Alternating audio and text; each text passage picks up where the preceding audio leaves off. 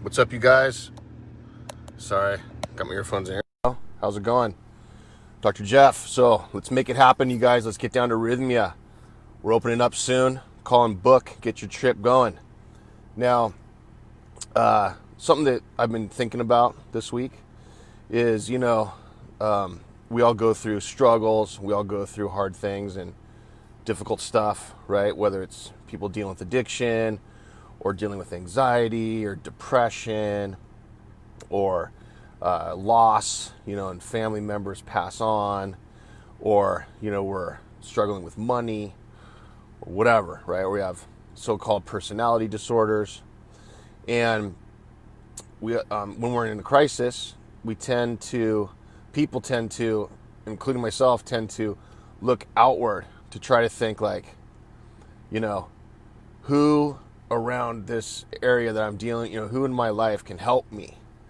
Is it a doctor? Is it a therapist? Is it my family? Is it my friends? Is it a counselor? Who is it, right? And those people can all provide support, and they can provide some guidance, and they can point you in the right direction, but they cannot do the work for you. You have to do the work. So in order to make it happen for yourself, you have to take personal responsibility. Now, somebody that's really, really struggling with anxiety, depression, addiction, whatever, they don't feel that they can, right? They don't feel that they have the internal strength to do so. So those people might need the actual guidance that's deeply given from supportive people. However, once they get more stable, once they get where they're able to kind of be more assertive for themselves and make better decisions, the work has to come from them. So beware of anyone that claims that they themselves can heal you or fix you or change you or do the work for you. There's a lot of those people out there. Especially nowadays. There's a lot of, people have lost their jobs with this pandemic, and there's a lot of economic struggle with a lot of people. And some people have lost their jobs, and they're trying to just do what they can. And some people get a little ahead of themselves, and they start to think that they're healers, or they're people that are actually fixing someone or doing, this special magical work for them. And that's just, in my opinion, in my experience, I've never seen that actually work. Now, those people that are healers, I'm not talking about, shamans, because shamans are providers of medicine. Shamans are people that provide an environment of safety, an environment of healing. They provide this environment, but the person themselves, is very clear in shaman work, the person themselves has to do the work. So I'm talking about people that you pay money and you go see them, and they're going to fix you, and they're going to heal you. You sit there and maybe give them a little info. That's just nonsense. Okay, so the bottom line is you have to do the work yourself. You have to dig deep into yourself. You have to sit with yourself.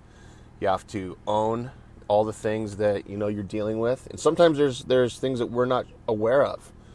It might be subconscious. There might be a history of trauma that we're unaware of that's affecting our life. People often ask me, like, I don't think I had abuse as a kid. I might have. It kind of looks like I do now as an adult, like the way I'm dealing with relationships and stuff. But I don't remember it, if it happened, and I don't know who did or what. Is it necessary for me to kind of dig that up and figure out the details of it? And I say no, it's not necessary. But what is necessary is to deal with the emotions that were suppressed back then as a kid. So if you think about a kid that's going through trauma, all different types of trauma, what kind of emotions would you expect a child to have that's undergoing trauma? There's fear, there's anger, there's confusion, there's resentment, there's guilt, there's shame, there's all these emotions, right? Fear, all this stuff, right? And so all those emotions get pushed aside and shoved into the amygdala part of the brain, which stores our subconscious memories, so that they can behaviorally survive. And so then, now they're adults.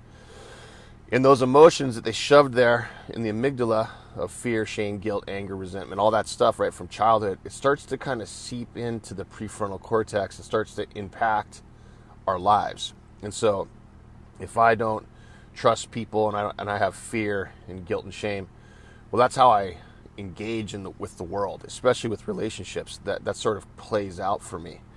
And it's confusing because if I don't have the memory of it, or I was very little, let's say, or it's just I've blocked it because it was really traumatic, it's confusing. Like, what's going on? Like, why can't I engage with people like I see my friends do, or maybe my other family members do? Well, the bottom line is this: in order to process that trauma and to get those emotions to surface and you feel them and then they move on, there's all these different strategies, right? And the way you can make it happen is you can do plant medicine. That's one way to let those emotions surface and you process them out. You can do therapy. You can work with meditation, exercise, yoga. There's a million ways, actually.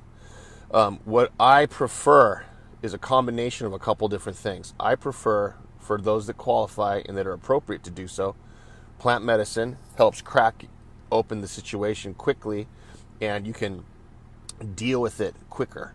And then you need some context. You can talk about it with a therapeutic person or a supportive person or a counselor. You can kind of process what it all means and let it surface and let it flow. And so I think that's a really good combo. Then there has to be a lot of integration where you're making new decisions in your life. You're trusting yourself now. You're engaging in relationships that are healthy. And you're opening up to other people, becoming vulnerable in healthy ways, not unhealthy ways, but healthy ways. And you're starting to kind of rebuild your sort of psyche and the way you engage in the world. So in order to make things happen for yourself, you got to do the work. You have to be in an environment that's safe. You have to have supportive people around you, depending on what you're dealing with, and if that's your choice. It's not necessary, but it can be helpful. And anybody that says that they're going to heal you, anyone that says that they are the ones that are responsible for your healing, run. Run from those people, because it's nonsense. And usually those people aren't healed themselves, and they need to do their own work, is what I found, okay? So trust yourself. If you don't have the emotional energy or the physical energy to make those first steps towards healing, reach out to people that can help you. And those people can help give you some stability, so then you can start to make that progression, that change. And book your stay at Rythmia and come down, because that's exactly what we're doing. We're creating a safe space for people to do this work, supportive environment. Nobody down there is healing anybody. We're providing a safe place for you to heal yourself. So look forward to meeting you guys this year. Right on. Thanks for watching. See you next week. Pura vida.